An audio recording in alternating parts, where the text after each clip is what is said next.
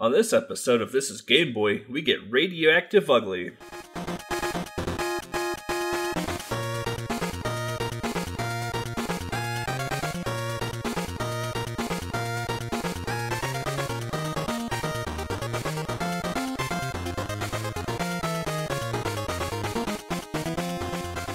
Alright, hello everyone, welcome to episode 14 of This is Game Boy. I am Belthic Gaming, and with me as always is Moelle. Hello there. And before we dive into today's episode, Mo, what have you been up to? I've been playing some video games. What a surprise. Oh, yeah, what a surprise, right? I've been, I think I set this in my light as well, that because I saw the Final Fantasy VII remake thingy, I really just wanted to play Final Fantasy VII again, so I actually did. So I'm making my way through that game. I'm actually at the end. I just have some optional things left to do, like killing Ruby and Emerald, and well, that's pretty much it actually. After that, I'm at least done when it comes to getting the achievements, because I'm playing the PS4 version.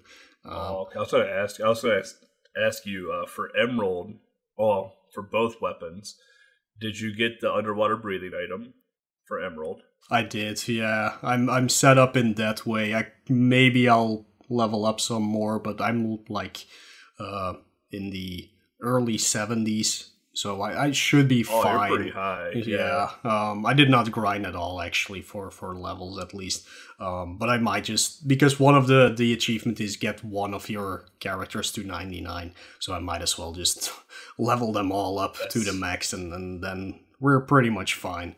That's a grind right there. Yeah, there's enough tricks in Final Fantasy VII to make those fights as easy as they can be.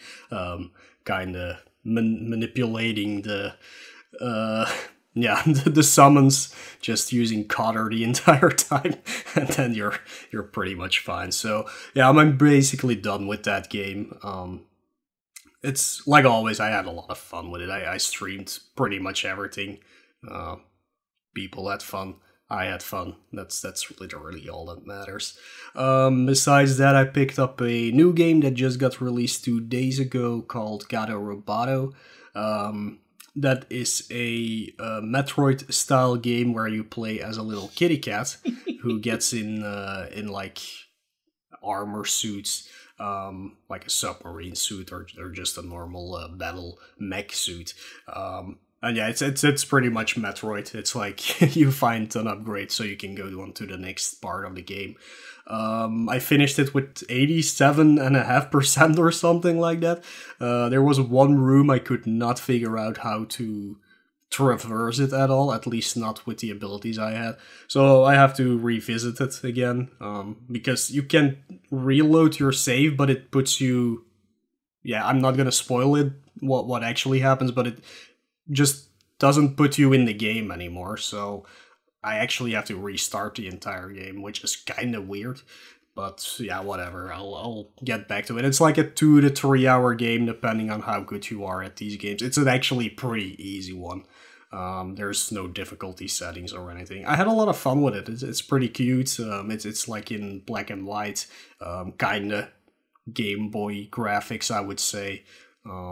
Like most of those games, you can unlock other palettes. One actually called Urine, which is just yellow, so it's kind of weird. But yeah, that's something that a lot of indie games do. Or you can collect hats, or you can collect other palettes. I don't see the point in it, but I just played through it in the black and white setting. But yeah, fun game. It was over before I knew it. It's out on Steam and Switch as far as I know. Probably on PlayStation and Xbox as well, I would assume. And it's a $10 game, something like that. Like, I got it for $6 because it was like 15% off if you pre-ordered it. But yeah, I would say check it out, definitely. It's a fun little game to spend an afternoon with, at least. And lastly, today I played Banjo-Kazooie Grunty's Revenge, which is the Game Boy Advance game. Kinda set in between Banjo-Kazooie 1 and Banjo-Tooie, I would say. I'm not sure if it's canon, but I mean, they didn't mess anything up from the story, so I would assume it is. Yeah, it's a fun game if you like Banjo-Kazooie games.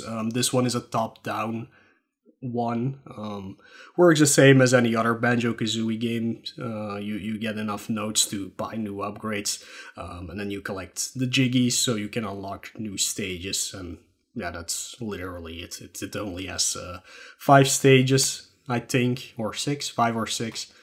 Well, maybe counting the overworld, it's 6. I don't know, it's a pretty short game. It will take you like 5 hours. It took me 5.5, I think, to complete it, but I got stuck on the final boss gauntlet, I would say, for quite a while, because of some random things that were not to my liking at all. There's like one mini game in the game where you have to fish, but you do not see what's in the water. And there's red fish and there's like green crabs, I believe.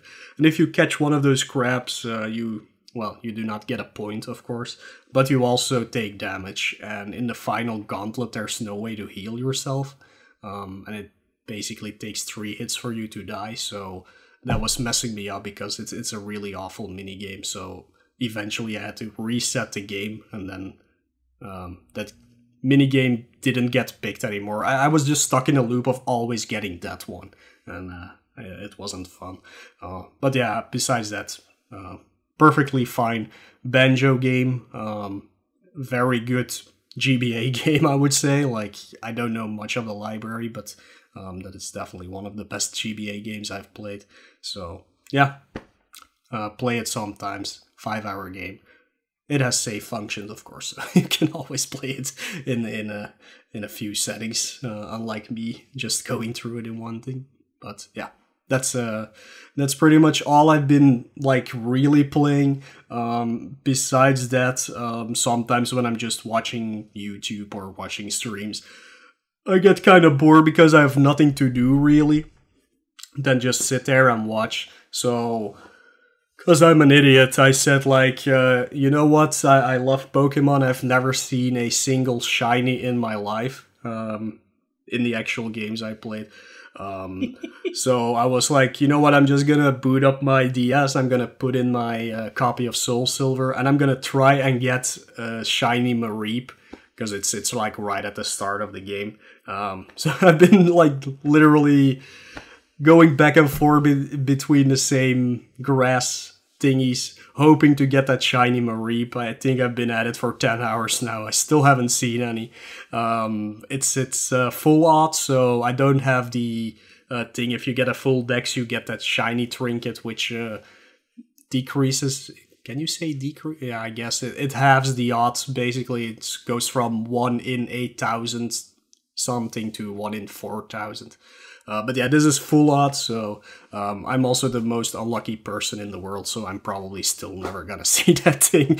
But I'll keep trying until I get it, I guess, when I'm just not doing anything. Should I pop in my copy of Soul Silver? You can do that. You'll probably get it way before me, but I have horrible luck, so it's gonna take me forever. But I will be very happy if I actually get it before I'm like 84 years old. Yeah, that's pretty much all I've been doing. What have you been up to? I've been playing a lot of Assassin's Creed lately. I have played Assassin's Creed Liberation Remastered, which is like the side missions of Assassin's Creed 3, basically. I'm in the process of playing Assassin's Creed 1 right now, the OG Assassin's Creed. Not a good game, in my opinion. It has its moments, yeah. Definitely rough around the edges. They definitely improved a lot since the first one. I started playing Layers of Fear 2 last night. Yeah. For Horror Friday. Not as good as the first one, but not bad. The soundtrack, the music in it is, it's so good. The music is the best part of the game so far. I just don't like running away from monsters in horror games because it bores me. not so much that it scares me, it bores me. I agree. Yeah, it's And something that happens in almost every horror game. That's why I very much like the first one actually, Layers of Fear 1, because it's pure psychological, basically. right, Yeah, right. it's more of the environment you are in than just something that is chasing you. Yeah, and like if something does come at you, like it's a part of the story. Like Mhm. it was supposed to get you, or touch you, or whatever. Mhm. Like when I encountered a beast thing last night, and I'm like, am I supposed to run away from this? And it touches me and killed me. I'm like, oh, well, I'm no longer having fun with this game now. So it's not like there's 5 acts in the game, and I just finished Act 2 last night. So like there's still plenty of game left, but it's not bad. Like it tries too hard to be the first one. Right. It's in my opinion too long, and I feel like the creators played a bunch of different horror games and was like, let's take the best of every horror game that we just played and mash it into Layers of Fear 2. You can definitely tell like there is a big like shift in something between Layers of Fear 1 and 2. It's not a terrible game, but Layers of Fear 1 has been much better. Outside of that, I played Assassin's Creed 2 Discovery on the DS. That game is bad. The graphics are awful. You have no idea what things are. Like the graphics are just incredibly bad.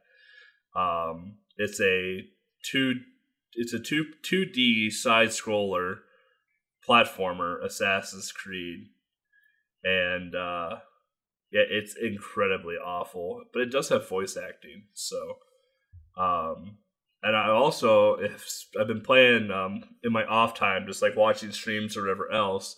I've been playing Assassin's Creed Altair's Chronicles on the DS, which is more like an Assassin's Creed game. It still keeps like a pixelated graphic format, but it does have a Z-axis that you can actually walk on and do things on. So it does play more towards like a normal Assassin's Creed game on the DS. It's not bad. It's still pretty rough around the edges, but it's not awful. And I played a little bit of Little Big Planet 3. That game bored me. I finished the first world and I got bored, and I haven't played it since. That's the only one I haven't played. I loved Little Big Planet 1 and 2. I had a lot of fun with those. It's a cute game. Like I feel like I just need to be in a certain mood to play. Like it's a very cute game. It does have some pretty cool things to it, but I just get really bored. Mm-hmm. It's just like jump and swing on this, jump and climb on this, and it's like okay, well, yeah, right. Yeah. Besides some other mechanics, there's not much else to it now. Right. But I don't know. I'll eventually play it and beat it, but the first go at it, I got very bored with it. So we'll see. Maybe I'll pull someone in to play with me so we can make it entertaining. Yeah. But yeah, that's pretty much all I've been up to. I've played a lot of Assassin's Creed. Oh, and I got a D-Rust Squidlet for Power Up with Pride by next week or whenever, probably after this episode comes out. Yeah. Yeah. But yeah, that's all I've been a lot of video game playing, but more so newer stuff and not retro stuff. Yeah, I guess have been playing retro stuff, if you want to call it that. Besides God of Roboto, then. But yeah, I haven't been doing any Game Boy or anything besides this week's game, of course. But yeah, right. Yeah. Definitely taking a break from that for quite a while. Yeah, so. I've taken a huge break from Game Boy Adventure. Like the last Game Boy game I played for Game Boy Adventure was for Game Boy's birthday back in April. But I mean, outside of that, like I do some Game Boy runs for marathons. Like I did Titus the Fox and Fist of the North Star for Retrothon for RGL. We just did the Tiny 10, which was 10 Game Boy games in its own right. I mean, and we have Handheld Heroes coming up in July. So we'll see if I'm gonna play anything in there or not.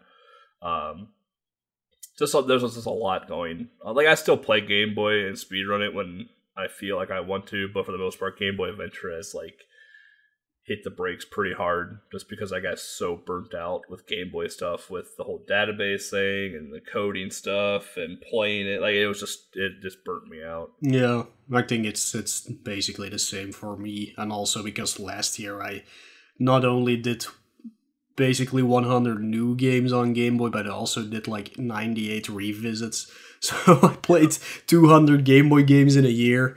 That was a lot. So now I'm just focusing more on all these other games I have been buying and not playing. So I want to get through those. Like I'm looking forward to starting Wario Shake It or Shake Dimension, whatever you want to call it soon, and then pick up another freight train game. Like I think I will do Devil May Cry 1.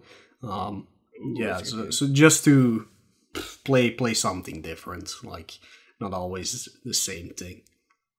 Yeah, last year I did something like 80 plus Game Boy games to hit 200 games by the end of that year, and I did like 20 some Game Boy games like the first 2 months of this year. I'm just like, oh, all right, let's slow it down a little bit here. So yeah. Plus, we're also doing a podcast about Game Boy games, right? So right. we're always doing something with Game Boy at least. So yeah. And then after SGDQ, I got Virtual Boy Reality starting up. So that's going to be an experience in itself. Right. But yeah, anyway, moving on. So today's episode 14, is about Toxic Crusaders. So when we come back, Mo and I will talk about the Toxic Crusaders. You probably have heard about it via cartoon, or Toxic Avengers, which was the movie. So stay tuned.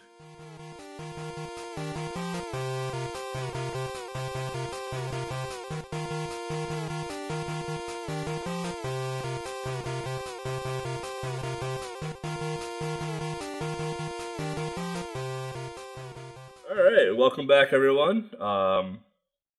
Toxic Crusaders, kind of an interesting concept, honestly, but came out in 1992, US only. So that's kind of a unique play for Game Boy, honestly, because typically they come out in Japan, and then from there they port over to the other regions. So pretty interesting that only the West gets Toxic Crusaders. Developed by Real Time Associates and published by Bandai, which again is crazy to think that Bandai published it and it never got a Japanese release. Very much, yeah. You know, what can you say about the composers, Mo? Yeah, we actually do know the names of the composers, which is rare. So that's pretty cool. But yeah, all the music in this game was composed by David Hayes and David Warhol. Both of them are basically composers from Real Time Associates. So all the things they made were under that name, under that company. And an interesting thing is they actually made a sound driver program, which is unofficially named David Warhol, so named after one of the composers itself. The driver was exclusively used by Real Time Associates, so they didn't make other people work with it. But yeah, it was actually something to make music for the NES mostly.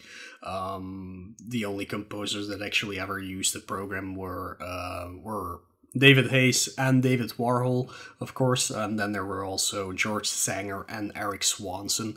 Nobody probably knows these names because they don't get mentioned that often, but when I look up David Warhol, I saw there was a very recent interview at least with him, so I guess he's still definitely doing composing. I don't know if it's for video games particularly, but yeah, those are not very well-known names, at least, when it comes to composers.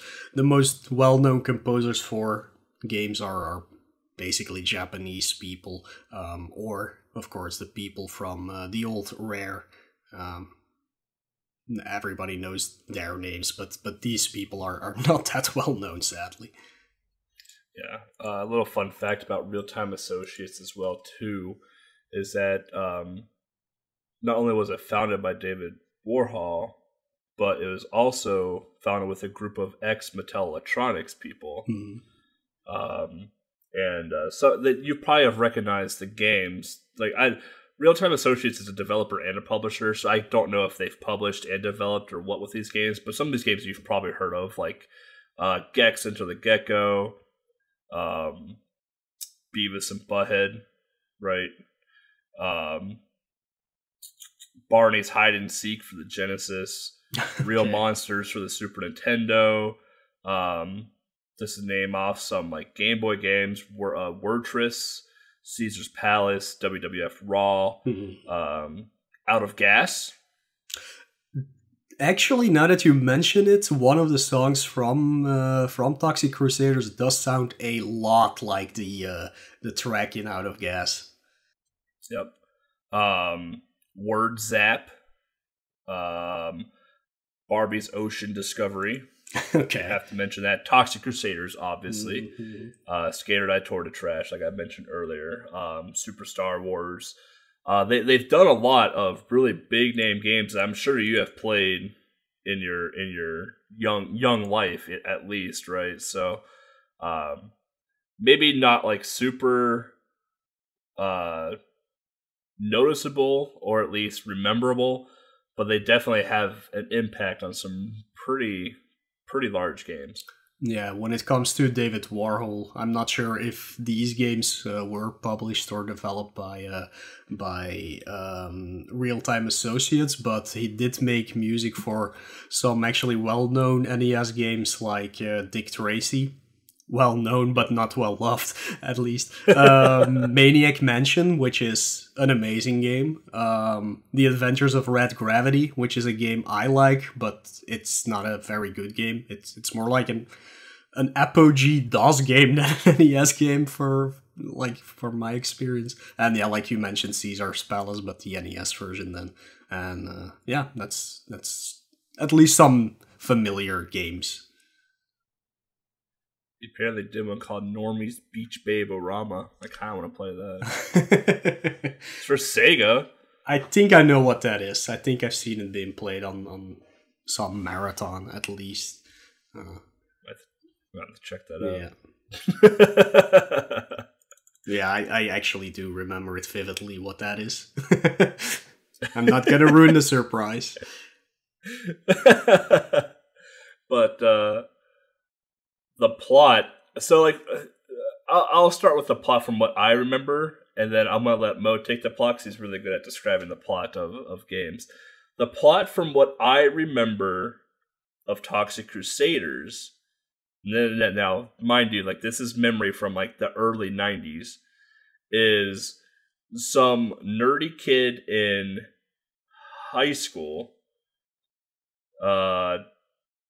was cleaning or something and fell into a drum of toxic sludge, which turned him into a Toxic Crusader. And some other little nerdy kid kept getting bullied and picked on and got thrown into a toxic sludge drum and became the evil villain. And the evil villain then started spraying sludge all over farms and such in the town. And along doing so, the extra spillage hit other things like a junkyard dog who turned into junkyard, a scientist, and a few other beings. And then in the end, you threw toxic sludge back onto his name is Dr. Killamoff, and turned him back into the scrawny little nerdy kid. That's what I remember Toxic Crusaders being in the cartoon format. Yeah, I have no idea actually, because this was not a cartoon that ever got its time to shine, I would say, at least not in Belgium, so I have never seen it before. I did, however, see what this is based on, which is a movie from 1983, I believe, if I'm 84 actually, called The Toxic Avenger, which is a movie made by Troma Entertainment. And if people don't know what Troma Entertainment is, it is it's an independent film production and distribution company founded by Lloyd Kaufman. You definitely have seen him in Angry Video Game Nerd. He's a really funny person. He's amazing. But yeah, it was founded by Lloyd Kaufman and Michael Hertz back in 1974. So that's very long ago. But yeah, they basically make low budget independent movies, usually in the horror genre. But it's very much always parodies on movies from the 50s. They're super funny, but they're also very gory, and there's a lot of nudity in it. The thing with the gore is they actually do all the effects, how do you call it, handmade, not by using any CGI or anything. It is really cool to see, but I must warn you, if you've never seen a Troma movie before, it is extremely gross. Like, there's no doubt about it. There's like blood and pus flying everywhere, heads getting chopped off. You can clearly see their dummy heads, of course, but they do a pretty good job being a low budget movie, and usually these effects actually are better than in some high budget movies. If I can recommend some movies that you definitely should watch, and then you can make up your own mind if you want to see more of their movies, because they've definitely made like 50 movies already. But like my favorite ones that I've seen are The Toxic Avenger, the first one. It's really good. There's actually 4 of them. 2 sequels. Well, yeah, they're all sequels, of course, but like the second and the third one were actually shot as one movie, but they had so much footage that they split it up in 2 movies.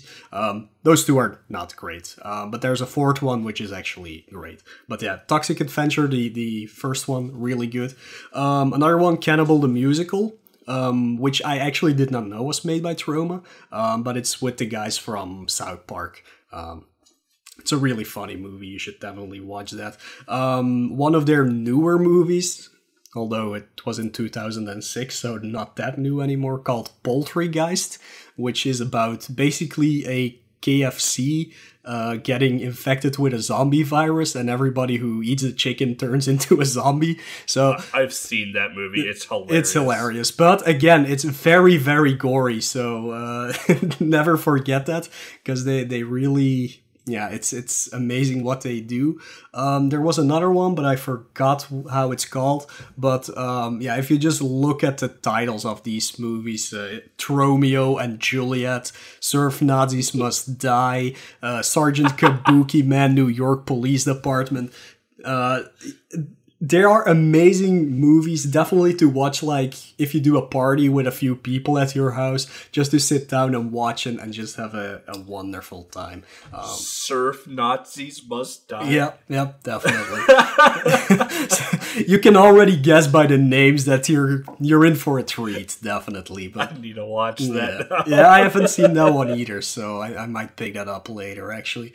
But yeah, Toxic Avenger, the story basically resembles a thing that happens in the cartoon, I guess, from what I heard you say. There's this guy named Melvin who works in a, I would say, pool house, sauna house, like workout gym type of deal.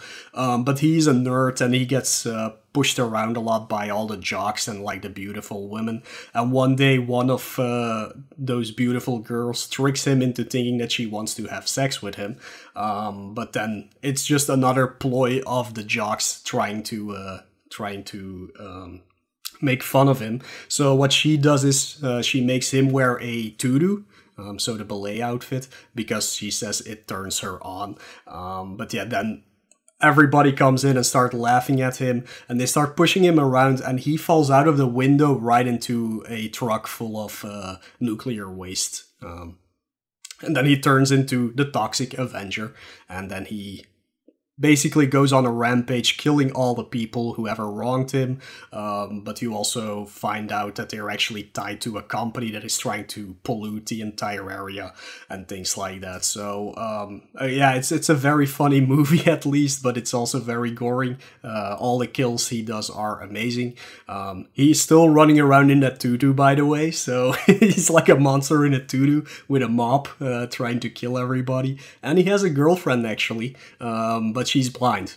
So that's why she can't really see who he is. But it's so different than the cartoon. Yeah, so the cartoon takes what was there, but makes it a little bit more kid friendly. Yeah, so yeah, that's at least where it stems from. But yeah, that I would definitely recommend watching that movie. It's so good. It's really funny.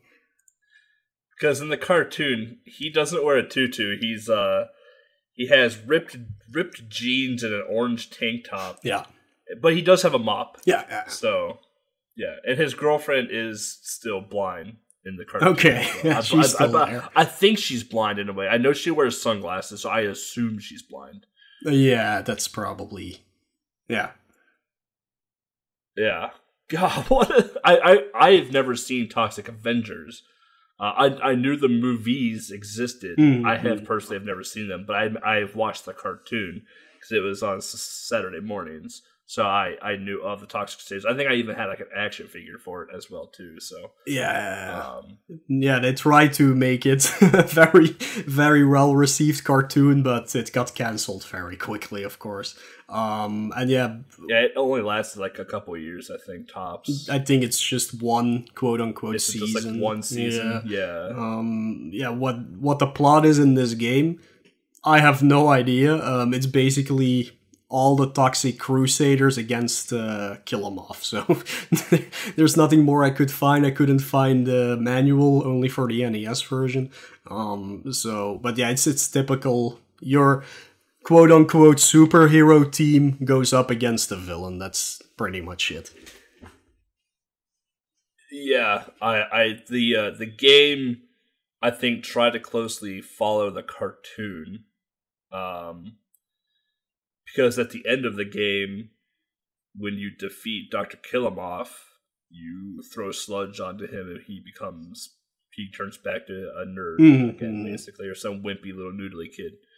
But at the start of the game, so like gameplay wise, when you first boot up the game in your Game Boy, you're shown, what was his name, Melvin?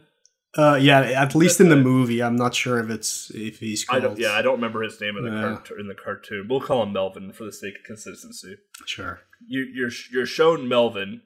He's this little scrawny nerd kid, right?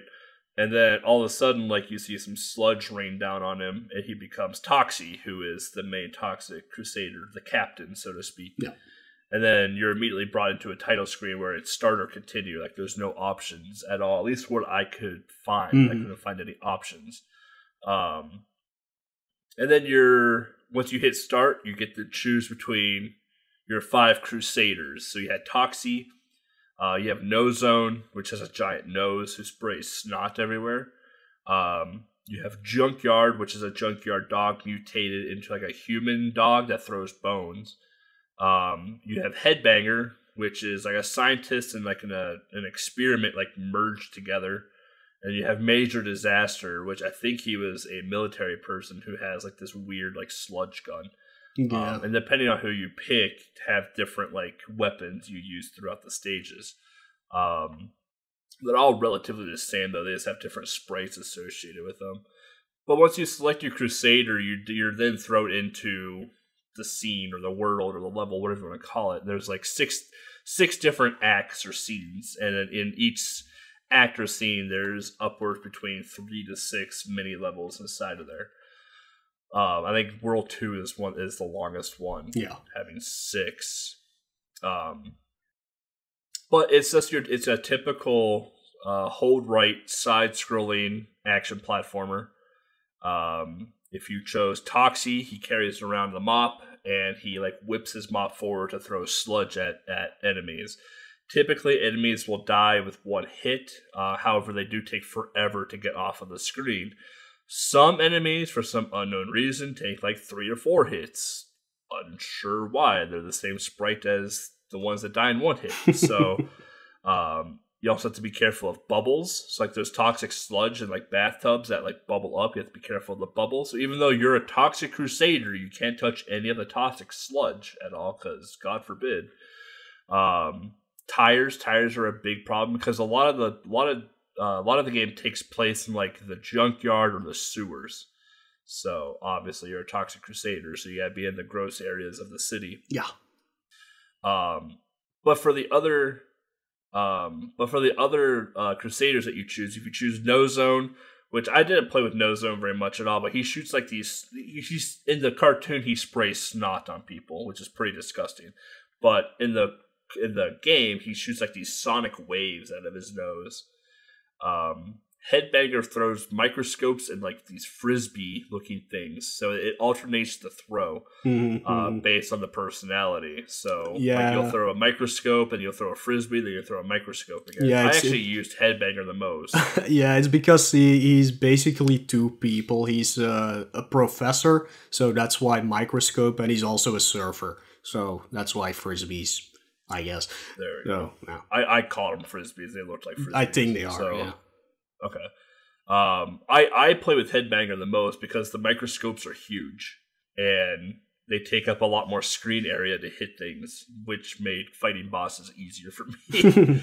Then you have Junkyard, like I mentioned earlier, throws bones. And then you have Major Disaster, who has this like machine gun looking thing that just shoots sludge out of it.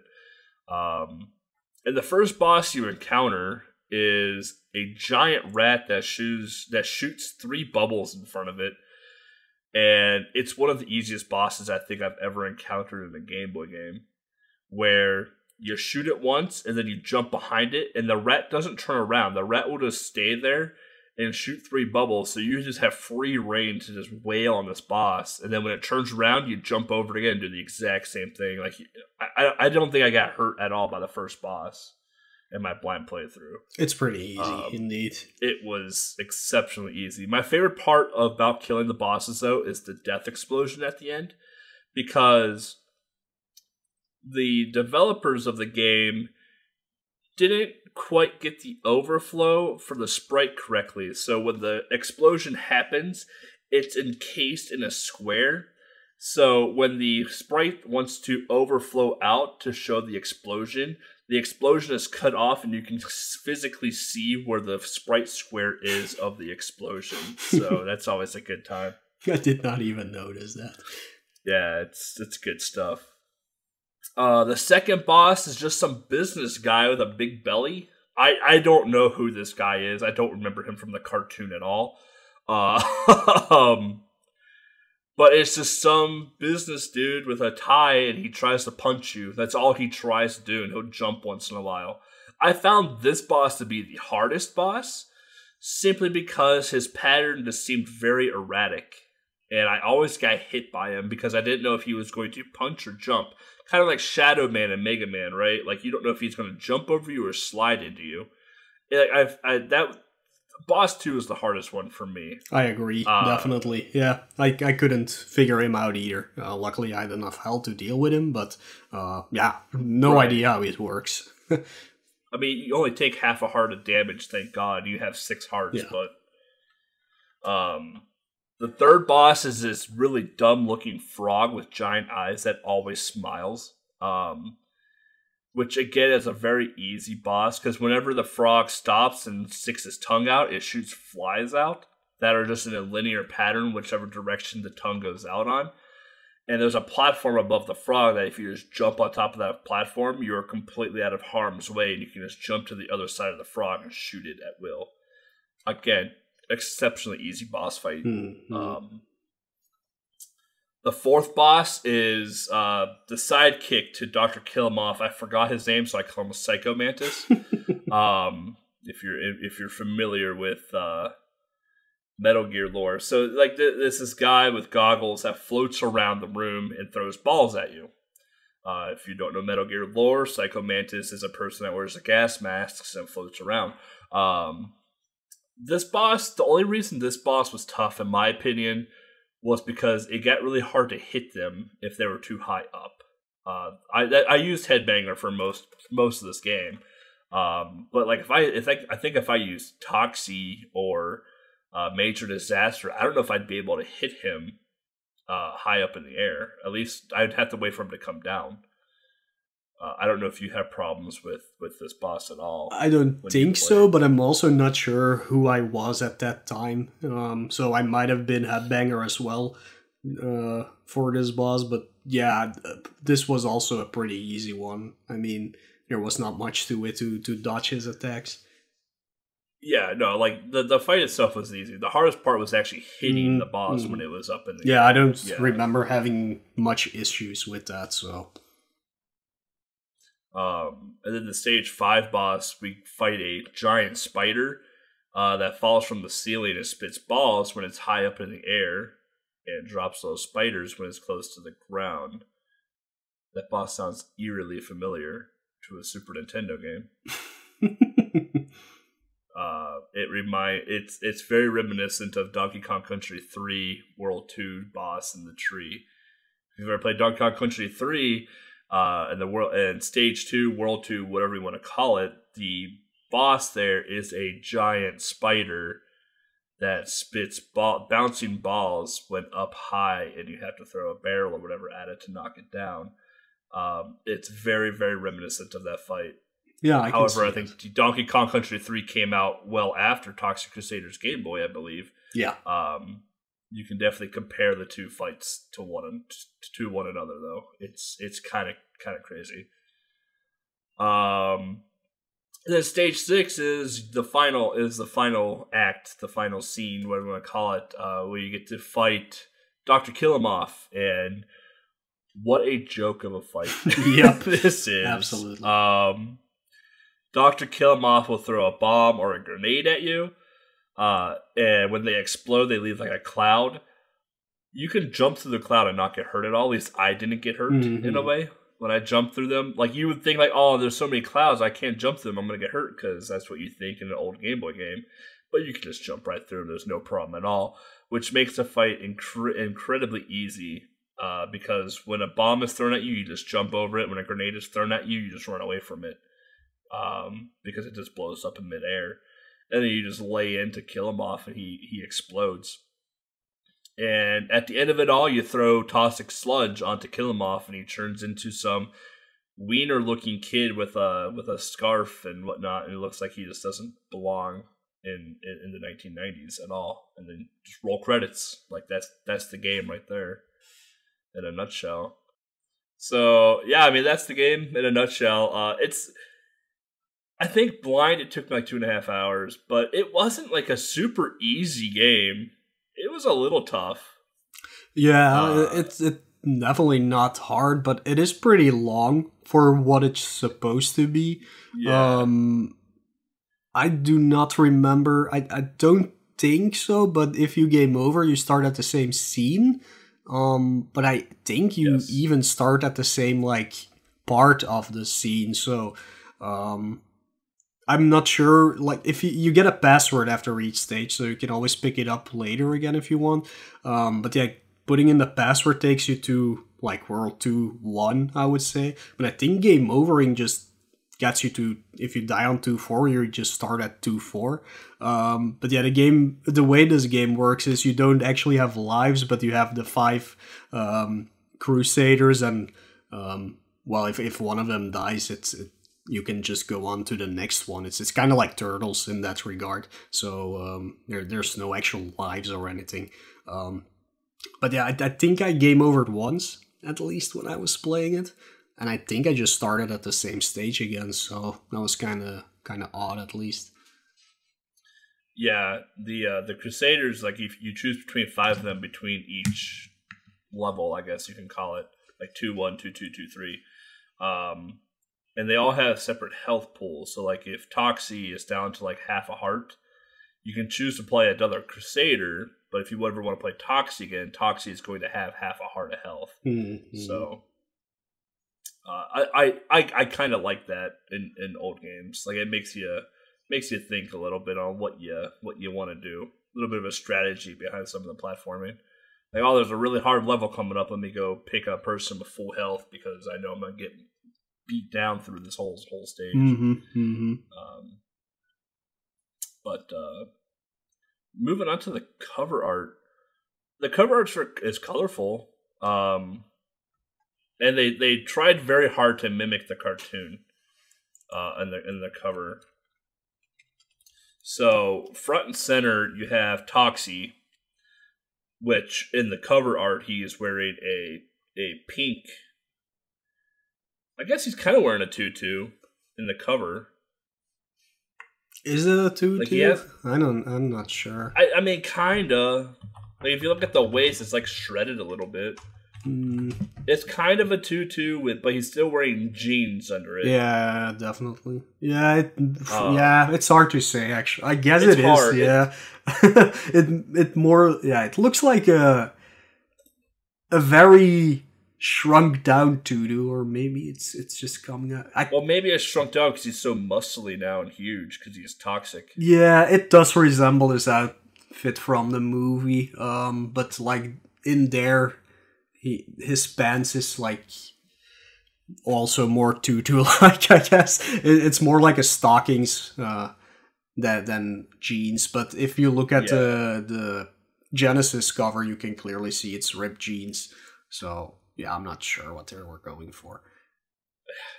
I don't even think they know what they were going for. And then he's holding the mop, and the mop has toxic sludge on it. And then in the background is a globe with North America, South America, and on it has a little banner that reads "Soon to be a major motion picture." Yeah, that might seem really random, but it was actually to promote the movie they were gonna make from the cartoon, but as it got received so badly, that got cancelled as well. So it's not just there as a joke, which you might expect from Trauma. At least they would do something like this.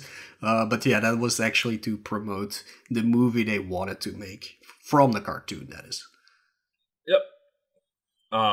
And then above Toxie, like they left a lot of room for this title, mind you, is like this big green splatter, which is supposed to resemble the radioactive sludge. And then in pink text, it says Toxic Crusaders. And then the O in Toxic has like the biohazard sign like melting out of it. That is like half of the box. Like half of the cover is that splat and the title. And then the other half is Toxie holding the mop with the world super far in the background, as if like Toxie is like standing on the moon with the world behind him. Yeah. And for the most part, like it's vibrant, like it's a colorful, vibrant cover, but the colors are just pink, a putrid green, and purple. For the most part, some shades of blue for when they needed it, but it's mostly pink, putrid green, and purple. But it's very vibrant, like it's very in your face. Yeah, I'm not sure if this is a recoloring of the cover art or not, but there is another one where instead of pink, it's actually red. I would say it's like an orangey red. Yeah, because I see a box here, like an actual box, not just a picture of the cover. I see a box here and there. They actually use that more orange-red color. And I also see the pink on the cartridge. So I'm not sure if this is maybe a fake box or the red one is a fake box. It's hard to say. Yeah, I'm not sure. Yeah, I'm gonna assume the cartridge itself is very much pink. Yeah, I think the pink one should be the actual one, and the other one is either a repro or something, or I don't know. Weird. Yeah, it could be. I don't know. Maybe they were like, you know what? Let's just make this a little bit dark. I don't know. Couldn't tell you. No, but regardless, even if it's red orange, like it's still pretty vibrant and in your face. But they only use like 3 different colors in a way. So I mean, yeah. The Genesis one is cool. The Genesis one is sweet looking. Yeah, it's a little bit more adult, but still very cartoony. Because I guess that Junkyard in the background there. He does not look like Junkyard in the... Yeah, he does not look like Junkyard at all, at least from what I know. And is there a horse behind him? I'm not sure what I'm looking at here. Well, you got Junkyard, you got... Yeah, I don't know what that is. Yeah. Is it No Zone? I'm not sure. I can really... Oh, yeah, that's No Zone. It is? Yeah. Okay. Yeah. Weird. A lot of weird tape. And then you got a building on... You got a whole city on fire behind you. Mm-hmm. And then you have, like, this plant, like, polluting the world, basically. Right. Yeah, the NES cover is real bad. Like, it's just Toxie with a orange tank top and jeans with an American wristband, red, white, and blue flag wristband, and an orange headband, holding a mop up, and it just says Toxic Crusaders above it. That's all it is. Like, it's real boring. So, at least the Game Boy version, like, even though it is slightly boring, is better than the NES version. Yeah. But the Genesis cover is the best cover of all the releases. For sure. I dove into that other cover. For people who are collecting, here's a warning to you all. First of all, this game is hella expensive. It's one of the most expensive games on Game Boy, mostly because it only came out in the US and nobody bought it, basically. No one bought it. But if you are looking for one and you find one on the eBays or whatever, make sure the cover is the pink one, because the orange-red one are fakes. They are very well done fakes, but they are fake, because I just found somebody here who posted something, got scammed on eBay with a very convincing game, but it actually is... not real. So make sure you get one that is definitely pink on the cover and not orange-red. There you go. I mean, yeah, this game is going to get reproed a lot just because, like most, it's a very expensive game. I recently I found it for $200, and that's the cheapest I've ever seen this game. Typically, it's like a $500 game. Kind of insane for Game Boy collecting, honestly. So, if you find it at like a yard sale or a flea market for pretty cheap and it's real, send it to Mo and I so we can have it. Yeah, indeed. So even though we don't like at least me in a way, even though I don't like the game all that much, I would love to have a copy of it. Would be nice to have for sure. It would. Some fun trivia, I guess. We've talked about Lloyd Kaufman already, but the Angry Video Game Nerd episode of Angry Crusaders, Toxic Crusaders, Toxic Avengers.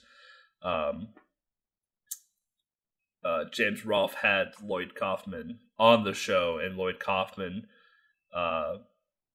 played Toxic Crusaders on the Game Boy, I believe it was, and NES, and in true Lloyd Kaufman fashion, spun a very disgusting story about the Toxic Crusaders and what the whole meaning behind them was. So if you actually haven't watched that AVGN episode, I do recommend watching it. It's one of the better AVGN episodes in the recent history of the show. It's pretty comical. It's gross, but it's comical. Yeah. AVGN gets inspired by Trauma a lot with like the effects and the gore that he uses in his videos. So yeah, you can see where it comes from. I love Lloyd Kaufman. He's hilarious. He's just a very, very funny guy. But yeah, it's definitely one of my favorite episodes of AVGN. It's quite an old one though. It's like a few years old already. But yeah, like the last one. I know, was it the last one? The one about Pepsi Man? That one was really good as well. I haven't seen that one yet. Oh, okay. It's on my recommended YouTube right now. Yeah, that's definitely also a good one. Because he actually got, not Pepsi Man, he got the actor from the game. That's always fun to see. Yeah. And they have him sign I saw that Mike has a autographed copy of the game as well. So that's pretty cool. Yeah. General reception of the game, I think we've said this a few times, but the game wasn't well received. The cartoon wasn't super well received. I think the movies were very hit or miss as well. Depending on the audience. Toxic Avengers was not well received when it first came out. Like most of the Trauma movies, to be fair. But that's because that's also not their purpose. It's just for them to have fun, basically. Yeah. But after a few years, it did get picked up by a bigger audience because of like late night screenings and things like that happen a lot in America. And I think now they host a festival each year. Like Trauma itself hosts a festival with showings of a bunch of their movies and like shorter independent movies. So yeah, if you are from America and you have the chance to go there and you like these B movies, yeah, definitely go there because it's gonna be a lot of fun. Yeah, like I said, like the Toxic Avengers is probably very much depending on the audience that you ask, will like it or not like it. There probably won't be much gray area at all. Like, oh, it was okay. It's either a love it or hate it probably type thing. The cartoon though, like I said, like they made the cartoon very, very dumbed down from the movie, from what I heard. I personally like the cartoon. I don't know, but it wasn't super well received just because of I don't know. Just it wasn't just well received, I guess. Nor were the games. So yeah. I don't know. Like I can't talk about the cartoon at all. I sadly have never seen it, or I just can't remember it. I mean, maybe it was just that forgettable. But yeah, I don't know. It came during a time that gross things were cool back in the 90s, but this one apparently didn't get picked up by the masses for whatever reason. Maybe there were just a lot better ones in that regard. So it went as fast as it came, actually. So yeah, when we come back, we'll give you. I know we've given you some history already and some thoughts, but when we come back, we'll give you more explained history and thoughts of the game. So stay tuned.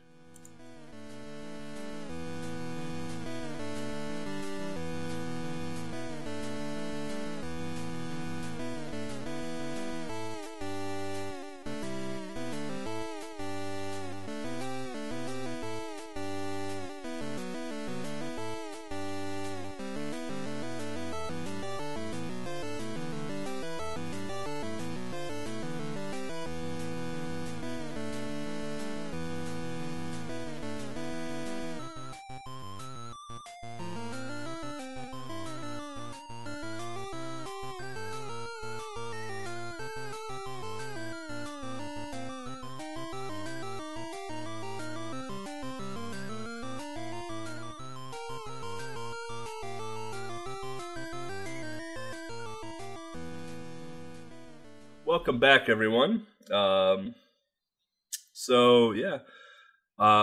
we'll start with you here.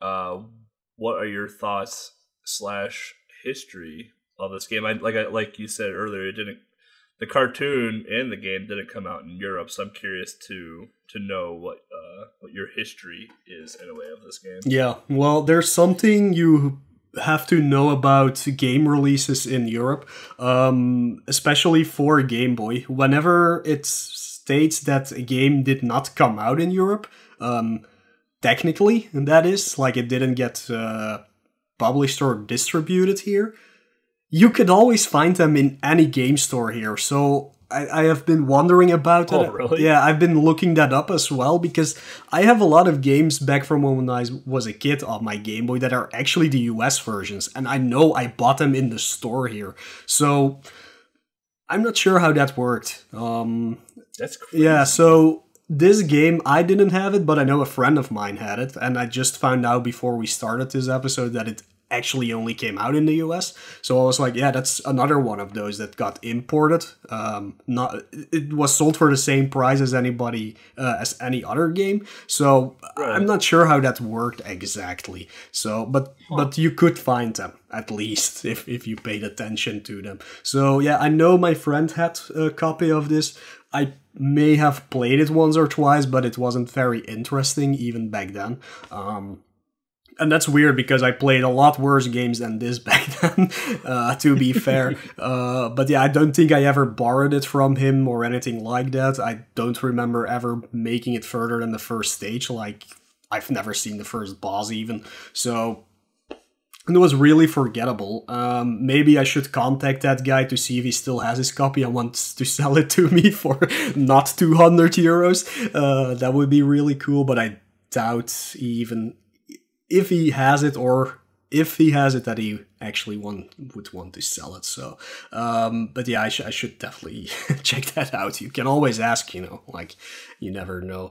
But yeah, besides that, I have no history with the game or the cartoon, like I said before. So besides the playthrough I did for this episode, I have never had any connection to it at all. For me, it was a really mediocre action platformer. It wasn't very challenging. It was actually pretty boring to get through, especially because some of the stages are exceptionally long and others are over in like 15 seconds. So I'm not sure what the pacing of this game is. It's kind of weird. There are some difficult levels, and those are the ones that actually require platforming. There's some stages where you have to wait for moving platforms to jump on. Some of them go off screen, so you're not really sure, do I have to do a blind jump here or am I waiting for something? And those were basically the only things that actually killed me in the game. The enemies are not that big of a deal to get through. There's some kind of sweeper enemy in the game, which really annoyed me because you have to hit it like 5 times and it has a weird pattern. Yeah. But yeah, besides that, there wasn't that much that stood in your way. Health is a little bit sparse in my opinion. In the earlier stages, it's easier to get some health pickups. Sometimes the enemies drop a pickup for health, but it feels random at least, or maybe it is tied to a certain enemy. I'm not exactly sure, but I felt like in some stages, especially in the sewers, there is one level where there's a lot of stage hazards to get through and those sweepy guys, and there was just not enough health, in my opinion, to make it through that easily, which resulted in dying a lot. Yeah, next to that, like, I had fun with it, I guess. Like, I've played a lot worse games during portable pleasure, so this one was just run-of-the-mill standard. The cutscene, there's some cutscenes in between the stages where they make this, I guess, joke where either Killamoff spills the password or his second in command spills the password in like a stupid dialogue matter. And those were kind of funny, I guess, but that's literally all the game has to offer when it comes to that. So yeah, I don't know. Would I recommend this game? Maybe check it out if you don't have anything to do for 2 hours. I'm not sure how long it took me, an hour and a half or something to beat. So yeah, I wouldn't say don't play it, but don't expect to get any amazing gameplay out of it. It's super standard. Yeah. My history was the cartoon. I remember Saturday morning cartoons, and Toxic Crusader was on Saturday morning cartoons, and I remember watching it, loving it. Big fan of really gross thing as a kid. Go figure. And I remember, I remember the NES game. I remember renting the NES game, and mind you, the NES game and Genesis game are very different than the Game Boy game. the NES and Genesis games are beat 'em ups like Double Dragon and whatnot, but you get to beat them with a mop instead. If I remember right, I think you only play as Toxie. You might be able to play as other ones, but I only remember playing as Toxie. And I remember hating the NES game. Like, it was hard. I didn't like it. I would have just rather played Double Dragon if I wanted to play that type of game. I later in my adult life, I found a really cheap Genesis version of the game, complete in box and everything else. And I bought it. I was like, oh, Toxic Crusaders. I remember this growing up. So I bought the Genesis version, popped it in. And it's slightly better than the NES version, but it still sucks. It's, again, a typical beat-em-up game again. And there are so many better beat-em-up games on the Sega Genesis than Toxic Crusaders. I actually didn't know there was a Game Boy game up until like a year or so ago when I saw it on the Game Boy list. I was like, oh, there's a Toxic Crusaders Game Boy game.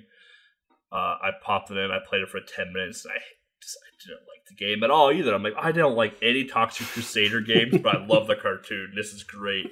And then Mo made me play it for the podcast, and there's a lot of things with the Game Boy game I don't like. Like the control, like when you jump, you feel very floaty. When you jump, it feels like you jump like you're on the moon. You can be bombarded by enemies at any given time. Like, you'll be on the side of a hill, like shooting one of the guys that shoot back at you, and you'll have like 3 enemies come up behind you all of a sudden. So you have to like maintain like the enemies coming behind you and still like not get hit by the guy in front of you. Like it can just bombard you at the worst times possible. It's a pretty laggy game. Like many Game Boy games of this genre, if you have a lot of sprites on the screen, your frame rate suffers pretty heavily. So like there's one part of the game where like you have 3 tubs that have bubbles coming out of it and a guy shooting at you and you have to shoot at the guy to kill him. Like, there's just so many sprites happening at the same time that it just makes the game crawl, basically. To me, overall, like, it was... the beating a level was pretty unsatisfying because it was just you walk to the end of the screen and then that was it. There was no like finish line, there was no boss, there was no like sewage tank to stick a flag in. Like, you just hit the edge of a screen and you were magically done with the stage. I don't like those types of levels at all. I like to see like a physical goal at the end of it. The boss fights were pretty underwhelming for the most part. And pretty random too, like giant rats, weird spiders, some guy in a business suit. Like, it didn't make sense to me. But it did take me 2.5 hours to beat. So, even though I didn't like this game, I have played much worse than this. It is a pretty average, mediocre action platformer. I wouldn't say don't play it either. I would say, if you have an hour to spare, or if you're just wanting to, like, if you have an EverDrive and you want to scroll through a bunch of games, like, turn it on, try it out. Maybe you will like it. It's definitely worth, at least just turn on and play for a little bit. So. Yeah, absolutely. Something I can add, if you do want to play this game and you might get stuck on something, do not look up the walkthrough for it on GameFAQs. It is written by the most amazing GameFAQs writer ever to be known, Keyblade999. Yeah, maybe you have heard of that name, maybe you haven't. If you haven't, definitely look up some of his work. We can basically fill an entire episode just talking about that one person. But yeah, do not look that one up if you actually do need hints, because he basically, what a surprise, copied the information about the NES game to this. And like, he's talking about an item being a cat litter box, which halves the health of the boss.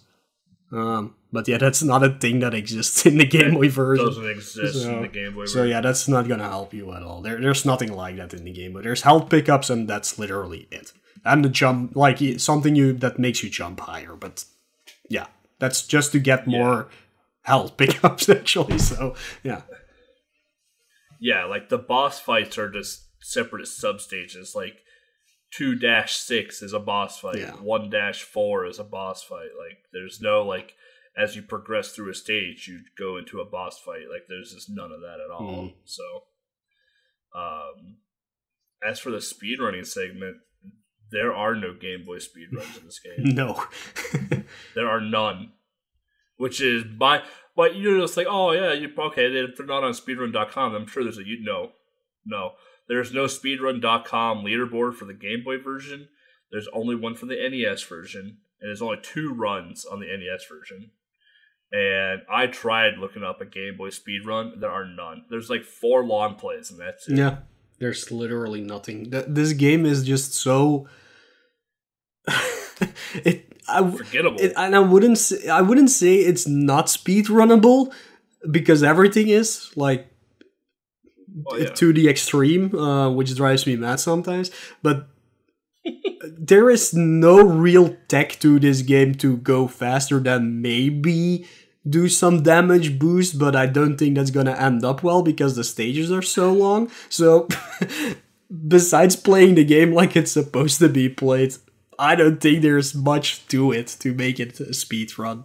So yeah, I have no idea. Unless someone can find tricks to like jump over enemies and keep running, and obviously the occasional damage boost. But like you can't take too much damage, or else you're kind of suffering later on in the game, and it's unless somebody finds that you can use that jumping thing to literally jump to the end of the stage, I don't think there's much to it. Plus, you can only find that in 3 out of 25 stages, so that's not gonna do much either. So yeah, you don't get the jumping thing until like halfway through the game anyway. Right? Yeah, something like that. So, if any speedrunners are listening to this and you want a challenge, there you go. Yeah. Make Toxic Crusaders a Game Boy a speedrunnable game. there's your challenge. Yeah, that's quite a challenge indeed. So when we come back, we'll talk about some upcoming community events related to Game Boy, as always, any listener questions we may have, and we'll introduce you to the next episode. Stay tuned.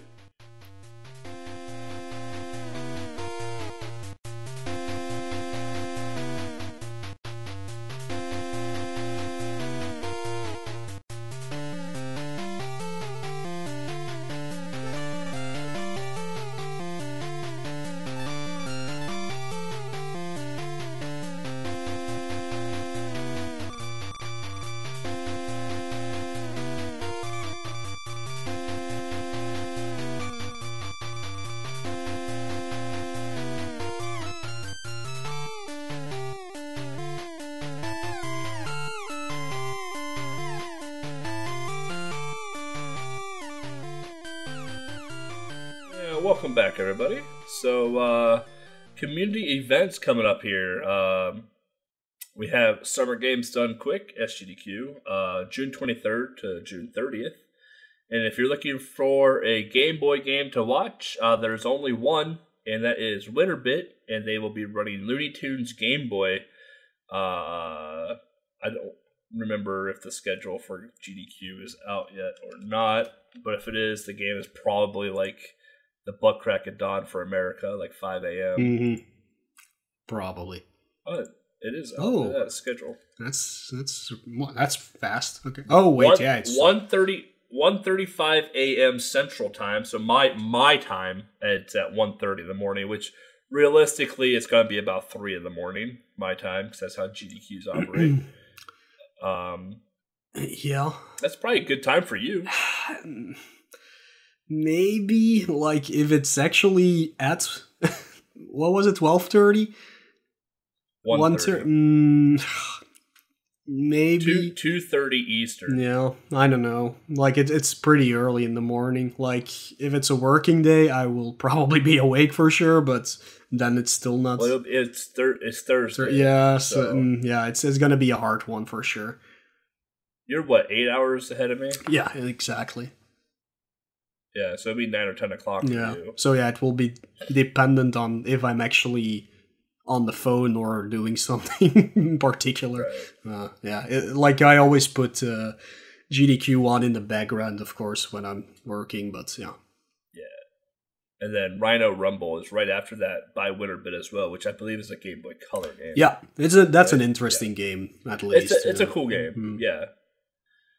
So they'll be running both of those games. So if you're into Game Boy and want to check out that, GDQs are always very limited with Game Boy.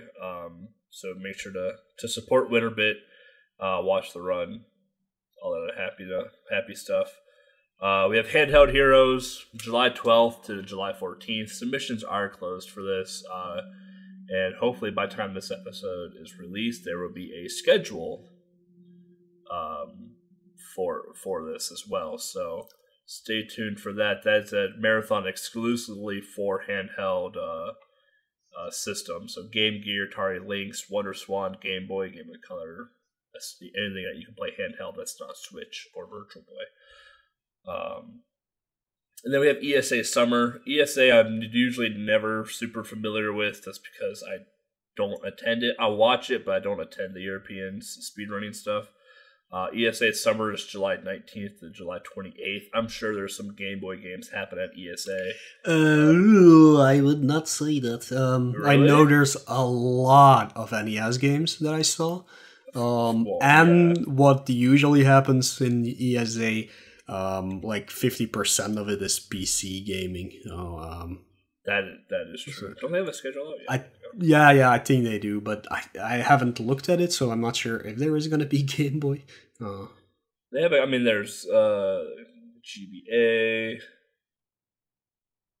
Let's see, a lot of PC games. Yeah. Wow, there's a lot of NES games. A lot of it. Like, it's incredible how much NES games there are.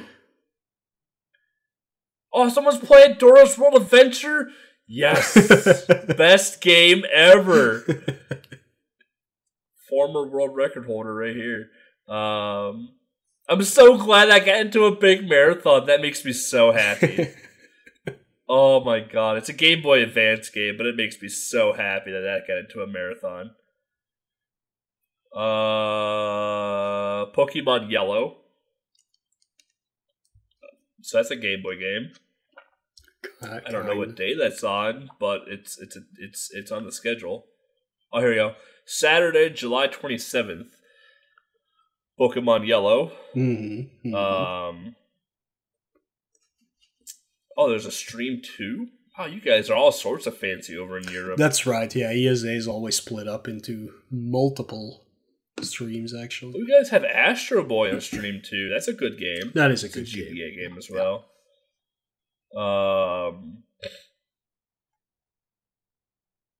Let's see.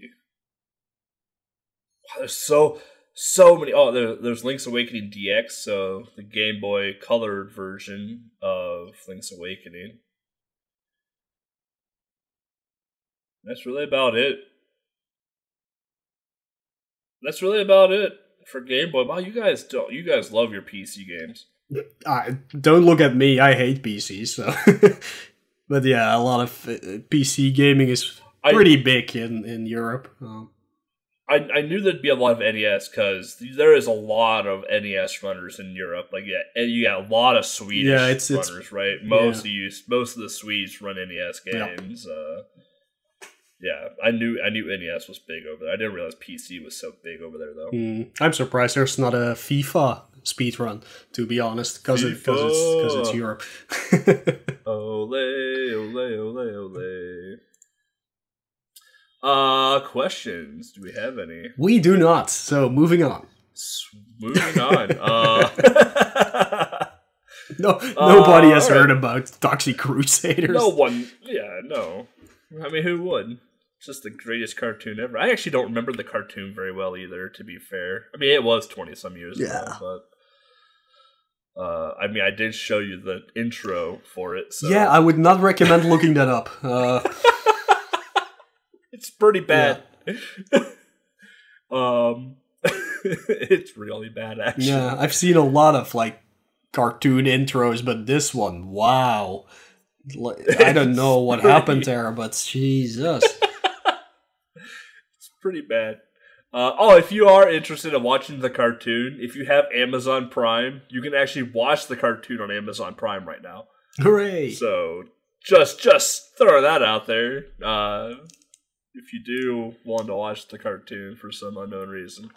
But outside of that, like always, everyone, if you have any thoughts, suggestions, we're always open ears to them. Always looking to improve the podcast by any way possible. Drop down either in the comments in SoundCloud, hop in our Discord, tweet at us, DM us, whatever it may be. Just let us know what we can do better, or if you guys are enjoying the podcast. We'd love to hear from you all, regardless of positive or negative comments. You can find me, Belthic Gaming, at Belthic Gaming on Twitch, Twitter, Instagram, even though I never post there. And I do have a YouTube, but it's pointless to go to it right now because I haven't uploaded a video in like a year. And then obviously our wonderful producer Legs, SprintingLegs on Twitch, Legs on YouTube, Legs in Discord. Where can they find you, Mo? You can find me on Twitter, Twitch, and YouTube, all with the same thing, Moelle, that is spelled Moelleuh. If that is too hard for you, however, you can always just go to our website, which is on gbrunners.com/TIGB. There you can find links to everything you might need, like all of our social media platforms, also a link to our Discord, of course, and also a link to our Patreon if you want to support us by giving us your well-earned money. You can always head over to that Patreon and become a patron. So yeah, that's it for the episode about Toxic Crusader. Once again, definitely go watch the first movie, Toxic Avenger. Maybe watch the cartoon on Amazon. Play the game if you really don't have anything else to do. But in a month, because first there's of course another Light by Baltic. I have no idea what that is going to be about, so I'm not going to talk about it. Makes two of us. Yeah, see? We don't know. So yeah, in a month from this episode, we will be back for a brand new full episode. There's going to be a lot of action hero. I messed that up. There's going to be a lot of action in it, there's going to be a lot of heroes in it, and it also might be the last one. Wait, no, that's not right. It will not be the last one, but those things will probably be in it.